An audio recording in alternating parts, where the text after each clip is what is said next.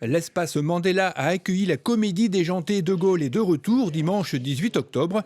Pascal Gatineau mène une petite vie tranquille en tant que concierge dans une résidence de banlieue.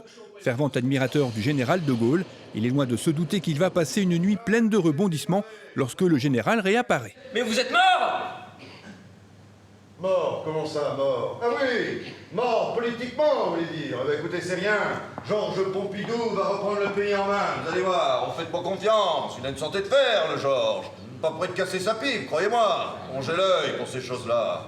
Si bien les jeunes de ce pays vont se redresser quand ils vont voir la montée du bloc soviétique. Je vais vous le dire, le communisme à la rue, c'est du solide. Pas prêt de s'effondrer, croyez-moi. Oh, et bien les Français ne seront pas prêts à se tourner vers ce jeune socialo-communiste. Là, comment il s'appelle celui-là, avec sa tête de grenouille, bagasse? Oui. François Mitterrand. Mitterrand. Assouplir le temps de travail à 39 heures. Et pourquoi pas 35 heures par semaine, tant qu'on y est. Dans cette pièce familiale où chaque anecdote est véridique, rattraper 50 ans d'histoire en 1h15 va donner du fil à retordre au général, comme ici, lorsqu'il doit découvrir l'actuel président. Est-ce qu'il est plus ou moins de gauche? Non. Bien, puisqu'il est naturellement de droite. Non.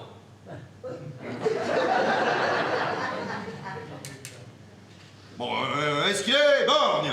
Non. Il y en avait qu'un.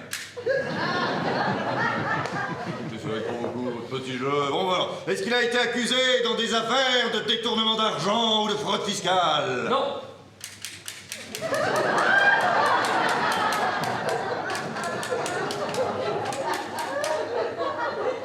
On aurait dû démarrer par là.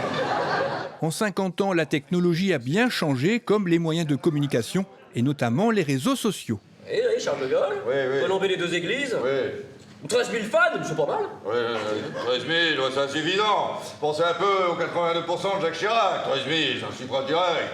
Et voilà, là, il y a des jeunes, ça c'est bien, regardez. Vive le général de Gaulle, a-t-elle mis. Ça c'est très bien, elle est très jeune, regardez, quel âge elle a? 16 ans, 17 ans, à peine. Qu'est-ce qu'elle a dans le nez? On dirait un poulon, un sergent de 14.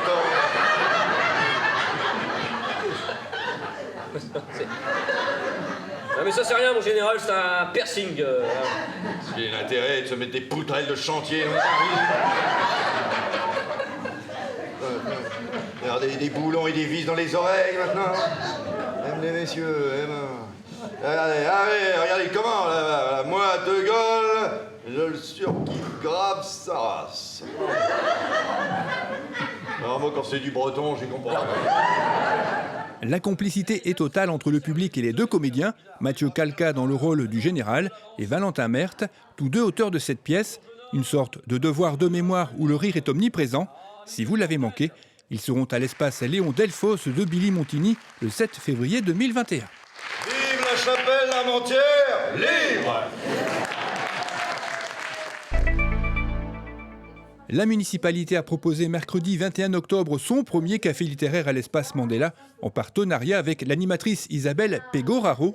Pour ce premier rendez-vous, 3 ouvrages, avec en thème principal l'Inde, Mariage à l'indienne de Kavita Daswani, Kim de Rudyard Kipling et Le démon et Mademoiselle Prime de Paul Coelho. Le principe est simple, présenter un livre et son auteur en vous donnant l'envie de le lire. La municipalité y réfléchissait depuis un bon moment, donner une place plus large à la littérature dans sa politique culturelle. D'autres animations autour du livre sont à l'étude. La participation au café littéraire est gratuite. Il faut juste vous inscrire préalablement car le nombre de places est limité à 15 participants en raison de la situation sanitaire. Pour connaître la prochaine date, merci de suivre la page Facebook de la commune. Elle aura lieu en décembre et s'adressera aux enfants.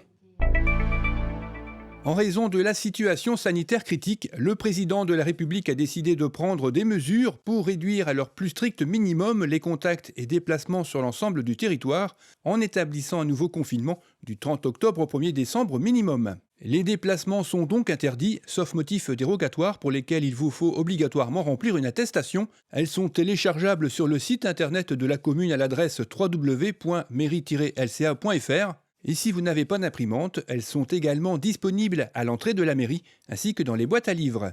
Il existe aussi des attestations permanentes pour vous rendre au travail et pour la conduite des enfants à l'école. Attention, en cas de non-respect du confinement, vous encourez une amende de 135 €. Les écoles restent ouvertes. Le ministre de l'Éducation nationale, Jean-Michel Blanquer, vous informe que la rentrée scolaire se fera finalement selon les horaires habituels et non à 10 h ce lundi 2 novembre.